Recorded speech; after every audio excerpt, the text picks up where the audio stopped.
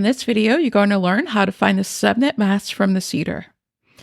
It's easy to find the subnet mask when they give you the CIDR. The first step is you need to start counting from row 0, the closest default CIDR, without going over. Then you need to locate the subnet mask in the subnet mask column, and then you write down the subnet mask. So, for example, /25. The closest default CIDR is /24. So what I like to do is I like to write the default subnet mask. The default subnet mask for /24 is 255,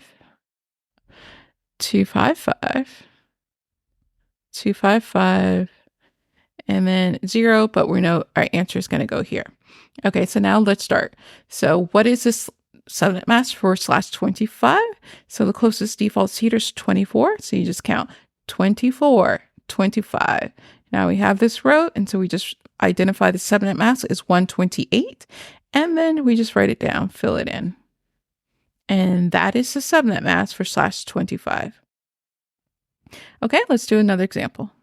This looks more like what you'll get on test day. They'll give you IP address and the CIDR, and they'll ask you for the subnet mask.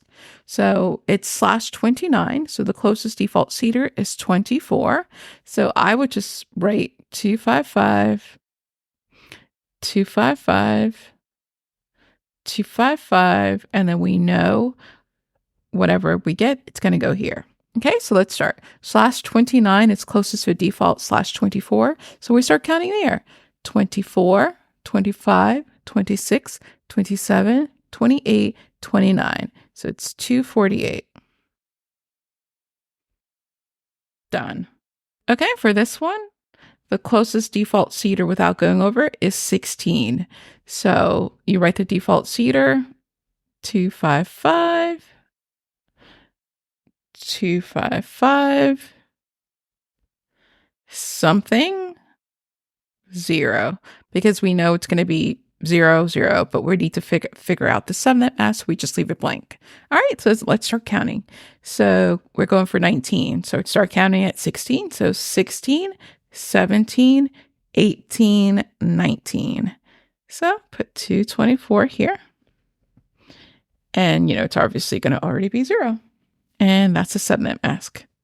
Easy, right? All right, let's do another one. Closest default CIDR to 10 is 8. So we write the default subnet. It's 255 something 0, 0. All right, let's figure out what the something is. So /8, 9, 10.